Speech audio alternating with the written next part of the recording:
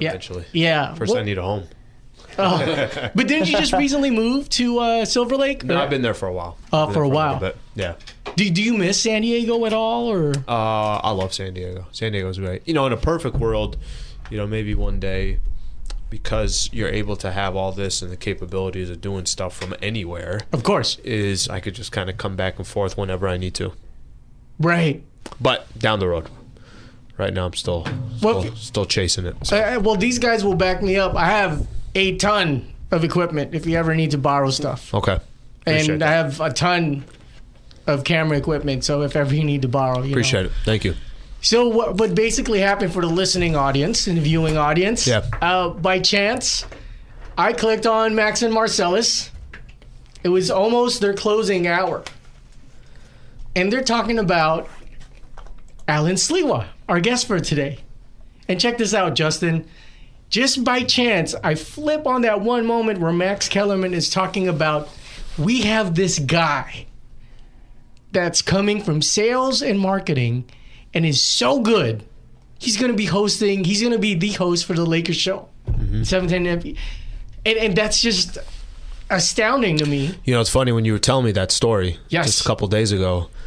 I had no idea. I never even heard that story. And that show, I don't know if you guys listen to Max and Marcellus, but that's as good as radio could have got. And, gold standard. Unfortunately, and fortunately, for both of those guys, Max obviously now doing First Take with Stephen A. Smith, they didn't get a chance to take that show as kind of a longer tenure. And who knows, Max kind of joked around me when he was leaving. He's like, maybe there's an opportunity down the road where they can do something more on a national basis. But I love that show. And I was working, obviously, and still work for ESPN, but that meant a lot when I heard that, because Max I idolize. I love what he does, and I think he's just one of the brightest guys in the industry, and his take, not just on sports, but in life in general, is fantastic to obviously listen to and watch. But when you told me that meant a lot to me, because I idolize him, obviously, a lot. Well, we can always edit this part out, because, we talked for a little bit on the phone,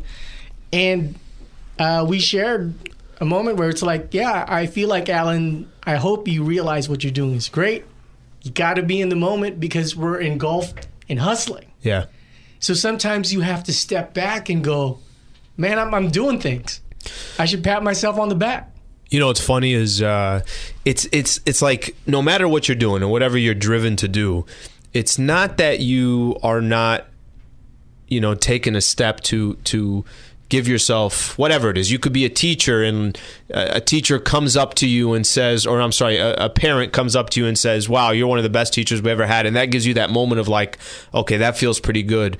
And then you just get right back at it. So it's not, I think most of the time, at least for me, I've been in sports talk radio since I was 19. So I'm 35 right now. So I have 16 years of my life in sports talk radio. Started down in San Diego, obviously here in Los Angeles now. But and I've been in LA for about 8.5 years. For me, it's never that I don't appreciate what's happening in the moment. It's more just kind of always thinking of your own personal goals that you have in mind, what it is that you want to accomplish. But I do agree, there are plenty of times where we could take a step back in whatever we're doing. What you guys are doing today, what anybody in any job that they have, it's all the same thing, in the sense that take a step back and appreciate what you're accomplishing. Right, because it felt like it was under Allen's breath when he was like, oh, that's good to realize. Yes, you said something like that. Yeah. When I was telling you, like, when we were talking. Well, I was appreciating the moment. I was like, wow, I didn't know Max said that. Right. I never knew. I literally had no idea Max said that. So that was a cool moment for me. And I worked a lot with Max Kellerman. So I still am on the business side. My day-to-day is sponsorships. Sure. And I know it's very unique. It's uncommon to have somebody who's working on the business side, the sponsorship side. ESPN's like, look, keep making us our money. All right, we're trying to make our money over there. But then have an opportunity to pursue what I'm doing. So with Max and I, a lot of the sponsors that he endorsed were my clients. They were I was very strategic with the companies I was going after, and I was trying to push them to Max because Max was the best. Max was so good on air, and the clients loved him, and it was just so seamless for him. You know, like it was so easy for him to make it happen. So I was steering a lot of my clients to Max, and that's where Max and I had a really good relationship. It was kind of funny. So there's a sponsor on the radio station, still with us today. Max had a plumbing issue at his house. All right, guy lives in, at the time lived in Beverly Hills, right? Of course. Making it happen. He'd always joke around that, he can't live with where everybody else is. He could only live in Beverly Hills. But actually, no, it was Bel Air. It was even nicer than Beverly Hills. Sure. It was Bel Air. Yeah. The more modern Beverly Hills. Yeah, exactly. So he calls, his wife calls this random plumber. A plumber comes to their house. They have a really good experience. Max calls me and says, hey, you got to talk to this plumber. These plumbers were awesome because, obviously I'm on the business side. And then here's like literally a 4-year relationship we have with that sponsor. And then I was like, all right, who do we got to get to Max? Whatever we can get over to Max, let's get him over to Max. But that's kind of part of the day-to-day. I'm on the business side. Sure. I've been on the business side for about 12 years. And then this Lakers Talk stuff, I've been pursuing now for the last 3 years or so. So you were in San Diego at BCA, is it? Yeah, Broadcast Company of the Americas. So that's the Mighty 1090. So it still exists there now. Right. When I was there, we carry the Padres broadcast. I went to school at San Diego State University. My degree's in broadcast journalism. So are you sober now? You can drive now? You're not on San Diego State? From San Diego State. Man, that's what we have. That's how people remember us over there. Right. San Diego State, I studied. So I was in communications, got an emphasis in journalism. So I've always wanted to go the radio path. I've always thought I'm going down the radio path. But early on in my career, for whatever reason, and I think some people kind of geared me towards there, and then I just naturally went there too. I got into the sales and sponsorship side. And as much as there are times I say to myself, man, what if I didn't go down that route and I just started in radio 10, 12? Talent right away. Right away. But I tell you what, man, I would never take away my route. And even though the route's supposed to be go this way, and even if I'm kind of coming at it in a roundabout way, at the end of the day, everything we do, ESPN, Fox Sports, all that stuff, your passion for your loyalty towards a sports team, it's all a business. At the end of the day, it all comes down to dollar and cents for every one of these corporations. So to have that understanding of how revenue is generated within a company, to have that understanding of how you can make a company money and be very profitable for them, that's so important for any business. I don't care if you run a restaurant. I don't care if you work at a gym. You should understand the business side, because if you understand the business side and you become an asset to a company, it's really tough for a company to get rid of you, because when push comes to shove, I'm somebody who makes the company money. So when ESPN, who's had a lot of cuts, you've seen what's happened over the last few years. Yep. And it's not, look, the ESPN's adapting to a new market. It's not like ESPN wants to get rid of people. There are a certain amount of subscribers that used to just sit there and watch TV. That's changing, and it changes the whole dynamic of what's happening in the industry. To have the understanding of the business side is very, very, very important for anybody to understand it, no matter what you do, to spend a couple of years understanding the sales side, to understand the business side, to understand how to generate revenue. It can help you create opportunities for something maybe that you ultimately want to pursue. In my case, it's Lakers Talk. For somebody else, it could be something else. Yeah, and you should be at 3.0 thinking now. What's the most common thing you hear about athletes? They didn't manage their money well. What's the most common thing in the 80s, 90s, maybe up to the early 2000s, before people started putting out their own record labels? They were creatives, but they didn't understand the business side.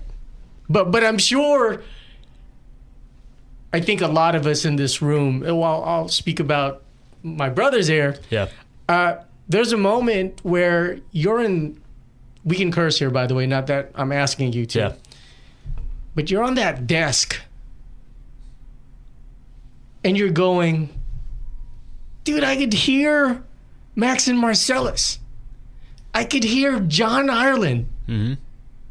I'm supposed to be behind the mic. Mm-hmm. You know what I'm saying? Was that a gradual build-up? Was it like a moment? It's every time I walk to the kitchen, and that's the room separating. Literally, my entire career is a wall away from where I want to be. You know, there's literally a wall. Even when I was in San Diego, there's a wall separating where I'd like to be. But I also knew that, look, the time will come. And I'm just scratching the surface. I mean, the reality is there's many, many people in Los Angeles been doing this for a long, long time, know what they're doing, have built in the equity. And I'm literally just scratching the surface. I feel I'm just scratching the surface. Mr. Host of the Lakers Show, The Lakers Show at ESPN.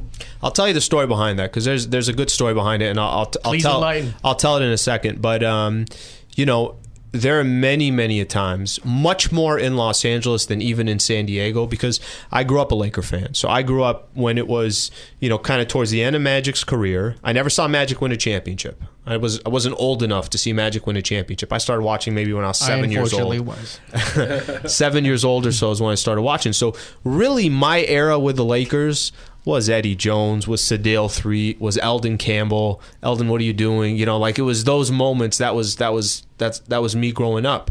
So when I came to Los Angeles, as much as I wanted to crack a mic in San Diego, as much as I am passionate to San Diego because that's where I'm from, the Lakers is...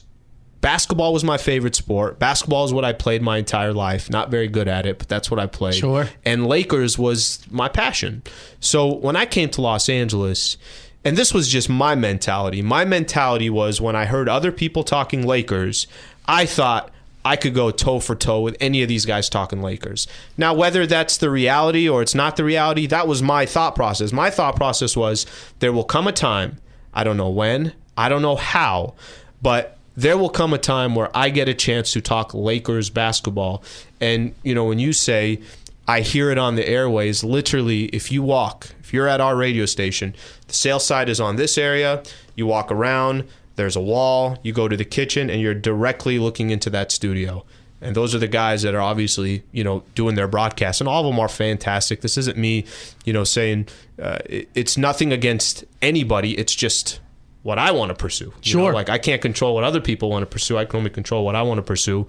But yeah, there are many, many times through this kind of through the journey, I guess you can say, that I heard what others were doing, and I'm like, damn, there will come a time when I get to crack that mic.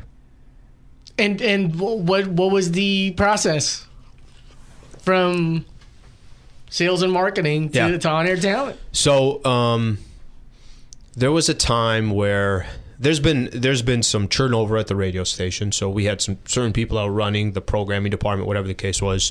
But there was a time that you know, I had thought about it for so long. Like, it's so tough sometimes. Anything that you want to accomplish, it's so tough to take that first step. And it's not that anyone's stopping you from taking the first step other than yourself. You know, it's you creating those mental blocks. It's you telling yourself that, no, you can't do it. No, the timing's not right. And that could be for anything. It's like, all right, I haven't been to the gym in a long time. To go that first time is the most challenging. And then after that is when all of a sudden it's like, now you get into a rhythm, a routine, you get more confidence, and then you see yourself going 3-4 times a week. I couldn't get over my own hurdle. I couldn't get over going and talking to the right people about what I'd like to pursue and why I'd like to pursue it and everything else. So one time I had just made a decision. I was getting ready to actually go on a trip to Boston. And I had made a decision that before I leave, I was just going to have a conversation with our programming director and just let him know that this was a vision that I had in mind. Amanda Brown is no longer, she's the assistant programming director, right? Was this? So it wasn't Amanda. At the time, there was a guy named Mike Thompson. So Mike Thompson was a program director. And I had gone in, had a conversation with him. And all I asked for was, basically told him, this is something I'd like to do at some point. And I know he's probably looking at me like, I don't know what you're talking about right now. And I just said, on the weekends, if I can just come in and use the studio and just practice. That's all I wanted. Is just, if I could just come in and use the studio and practice, if he was cool with that. And he said, I mean, you know, really, how's he going to say no to that? It's on a Saturday. Nobody's in the office. Or it's on a Sunday. I made it I made it as convenient as possible for him to say, yeah, go ahead and do that. And he did. And that was like, okay, there's sort of a crack of the door. What are you going to do with it type of thing? And I literally, for 1 year, would go in religiously on Saturdays or Sundays, and I'd go in with another person that actually works for Chargers.com now. Chris Hayrie is his name. And we do mock shows once a week for 52 weeks. We always did a mock show, and it was my way to just feel like, hey, I'm in the rotation here. I wasn't in the rotation. Did you put it out, like on iTunes or SoundCloud? Nothing. So this is just Tiger Monk discipline. Which is, it's just good practice. It was like I needed to convince myself that what I was talking about made sense, that was I going to put together something that made sense? How was I going to put together the structure of the show? What were we going to talk about? How was I going to do it? So for me, it was almost convincing myself that, okay, there's a little bit of a vision here. There's something to this. And we did that. And that was kind of the start of it. That was the beginning. And then, eventually I had a conversation with our general manager and told him this is something that, I was interested in. And then there was, some support behind it in the sense of, here's a guy that we trust. Here's a guy that has been working with us for a while. So to give me a crack at doing things that I'm passionate about, frankly, I think the company was wise to do it, because why would you not let somebody who's passionate about something, who who you trust, who's been working at your company for a number of years, why wouldn't you let them pursue it? And that kind of started it. So, would you say intra was being a bigger key because of that? Just being intra to the structure of, he understands the relationship, like Max, like you were saying earlier. Yo, this is Pep Boys. They really like your voice. But if you came from, let's say, more of an engineering background for ESPN, was that more key because you were with sales and marketing? No, I don't think it was. Engineering? Okay. To be honest with you, I think what it came down to is there was no BS in my talk. There was a degree in journalism. There was a true understanding and passion for basketball and Lakers basketball. So I think there was a game plan that the game plan I gave them made sense. And I still have to, obviously hold my own on the business side. And that was kind of the conversation. The conversation was, all right, just make sure it doesn't really interrupt with what we hired you here for. And that's fair, completely fair. They brought me in there for one job, and whether that eventually becomes another job, only time will tell. But I'm obviously very cognizant that I'm there for something that they hired me for 8.5 years ago, and I'm respectful towards that. And the business side, like I mentioned, allows me, it gives an incredible opportunity for me as well. There's a lot of advantages to the business side, so it's kind of rolled from there. The way Lakers Talk, I always wanted to do a Lakers show. And after about a year of doing some of these mock shows and then getting some opportunities to do the Lakers post-game show, there were some opportunities. Jeff Biggs, who's a friend of mine, used to do some work with us at the station. Sure. He was doing post-game show by himself, and he was cool with me hopping on with approval of the radio station to just talk a little Lakers. You got to talk an hour by yourself. So for him, this was somebody that he can kind of roll stuff off of. And I started doing that, but really what kind of changed the whole game for me is I really wanted my own show, and I wanted to just do a 1 hour Lakers talk show was my idea. So I went into the general manager and I had the conversation with him. I had a business plan all set up, and it was basically like, look, I want to come on. Let me just do 1 hour by myself. It's on Saturdays. Let's do it after Dr. Clapper, who was on. There's already a board op there. And kind of like, what do you got to lose? It's Lakers content in LA. I will be more than prepared for it. And it's on a Saturday, so like if I do this for a few months and you don't like it, then just tell me. If it's not good enough or you feel like it can't hang in LA, then I won't. I would be devastated, but sure, absolutely. But if that's the reality, that's the reality. Then I got to kind of regame plan it. And he gave me that opportunity, and I also brought the business side. So I came in with sponsors, and I just basically built Lakers Talk, in the sense that, why is it called Lakers Talk? Because it's literally a Lakers talk show, and I like the way that kind of went together. And I was able to use a side of the business that I've spent 12 years, obviously on. So I was able to bring in some advertisers, explain to them that there was, Lakers content on a weekend. Anytime you have Lakers in Los Angeles, there's going to be interest in it. And then let's see where it goes. And it got started. What is it now? We're in 2000. So April in 2016 was when I did my first show by myself.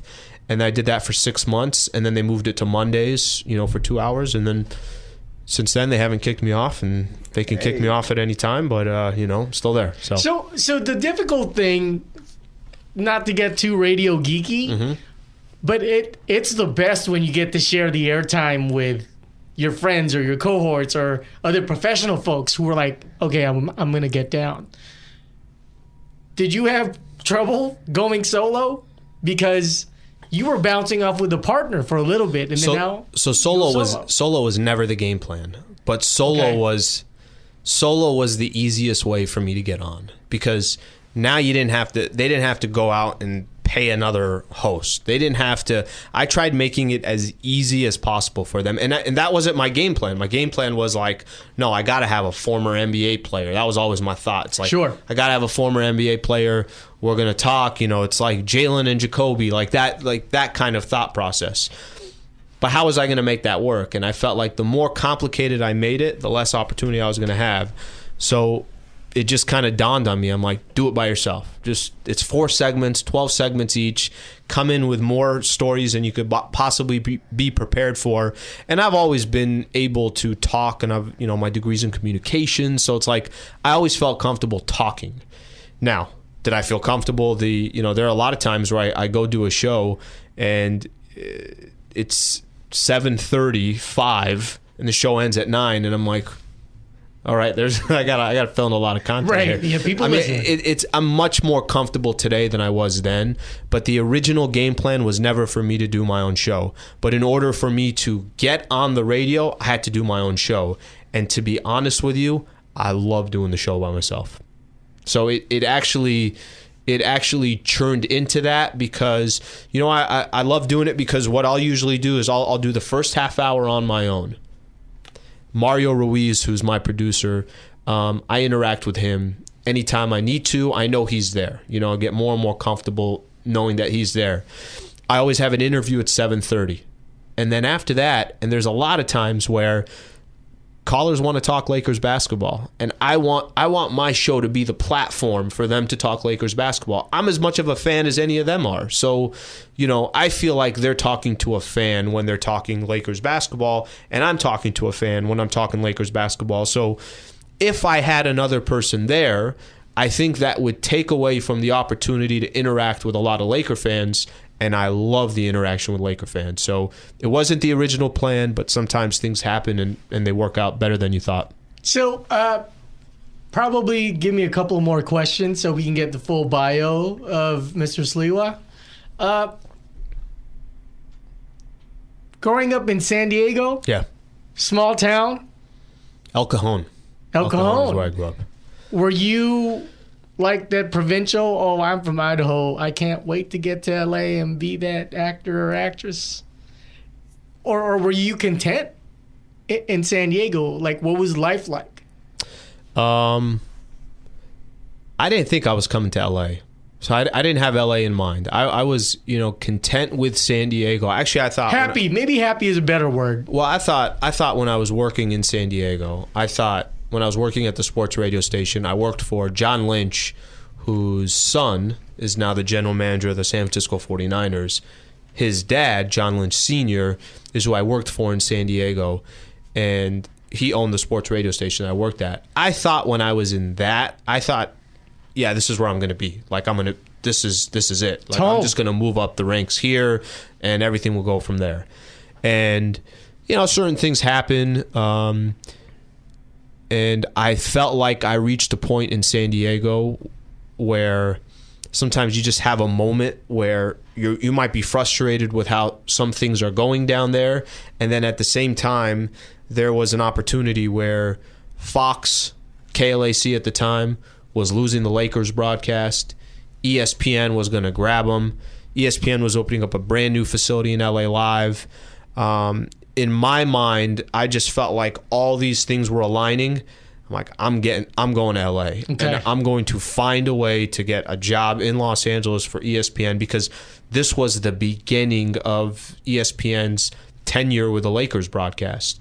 But when I was in San Diego and when I was growing up in El Cajon, I don't really know what I guess I just never thought of, like, am I leaving here? Am I not? I got a lot of family in San Diego, and many of them don't leave. Many of them don't even leave El Cajon. And there's nothing wrong with that, right? Right. And that is,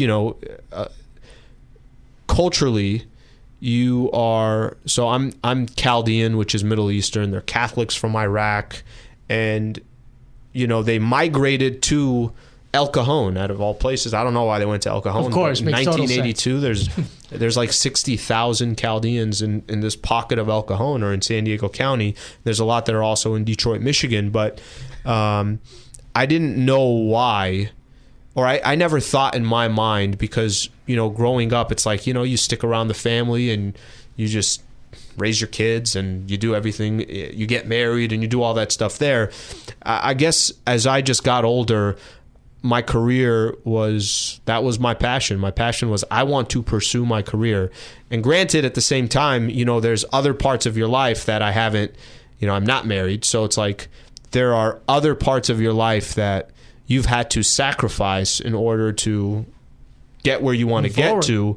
But of course, at some point, you have to, merge all this stuff together. But I didn't think, when I was in San Diego, I wasn't thinking like, well, I can't wait to get to LA. Just that, something that just kind of happened as I progressed. We're going to start getting towards some societal stuff. Okay. Did you ever encounter any prejudice, albeit be race, or why are you from Iran and Catholic? What is wrong with you? I remember going to New York and people were like, this is in the 80s. And people were like, dude, why you eat so much rice? It's because I'm Asian, dude. Mm-hmm. Till you get other Puerto Ricans, they're like, dude, we all eat rice. Yeah. But did you ever experience that in San Diego? No, I don't feel like I did. I really didn't. I grew up with... Pleasant town, huh? I grew up with... a lot of my friends were... A lot of my friends were white. A lot of my friends were from, I really actually didn't hang out with that many Chaldeans growing up. And, I guess I just was born and raised in this country, so I simulated myself. I feel I'm much more American than I am Middle Eastern. Sure. So I don't know, it just never dawned on me. Okay. And I never had gone through experiences where I'm like, wow, I feel like somebody is really disrespecting me. So nothing really stands out in my mind that I had to endure. And really, it's the generation, to have my parents to go from literally Iraq and then they're in Southern California. I'm sure that was, for them to be assimilated into these two different cultures, was unreal for them, to live half your life there and then half your life here. For me, since I was born and raised here, this is all I knew. I just knew Southern California. So I never really encountered anything that I'm sure a lot of other people have encountered, much more difficult things than I would have ever encountered. But I ask in a group sense, maybe because you come from an immigrant setup, even though you didn't feel that, but to go, I got to work. I'm sure there's a lot of influence of hard and smart work from your parents, but maybe that's what happens in life, where it's like, I just became a 9-to-5er before I become on-air talent, because you settle's the wrong word, but it's the quickest way to survive. Mm-hmm. But I couldn't derive that off because, like you said, you are American, and you never went through. Did your parents ever go through a phase? Oh my God, Alan, this American child of ours. Mm-hmm. Did you ever go through that? Oh yeah. Okay. Oh yeah.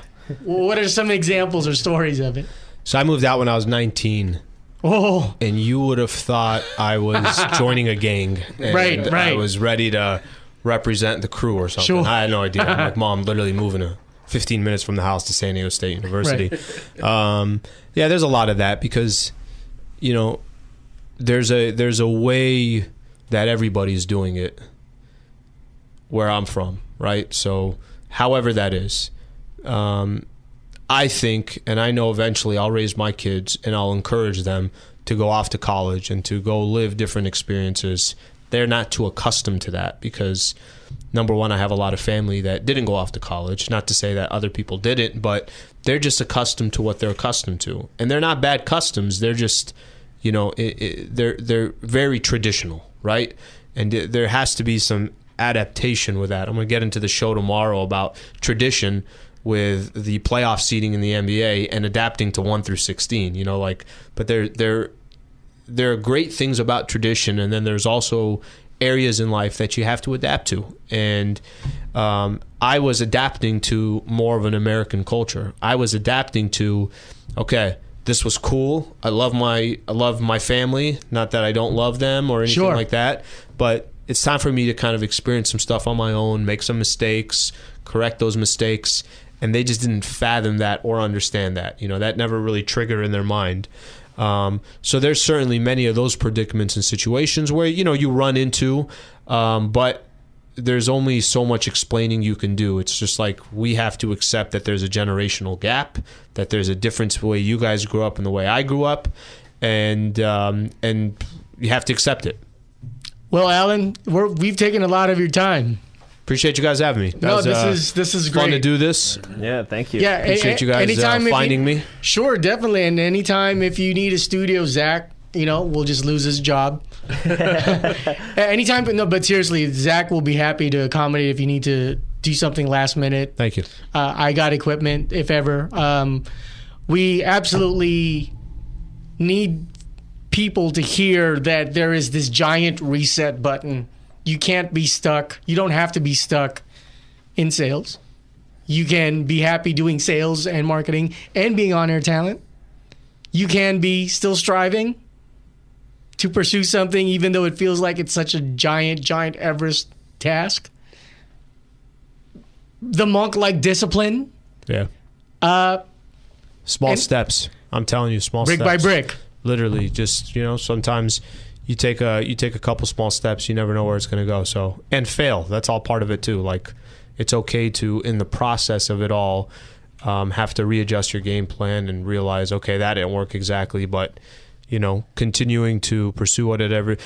At the end of the day, if you really, really want something, you'll find a way to do it. And if you didn't want it bad enough, then you probably didn't get it because you just didn't want it that bad enough. And that doesn't mean do it the right way, do it the proper way, be patient in the process. But if you really want something, more times than not, you find a way to make it happen if it's something that you genuinely want. So I think that's the close. Thank you.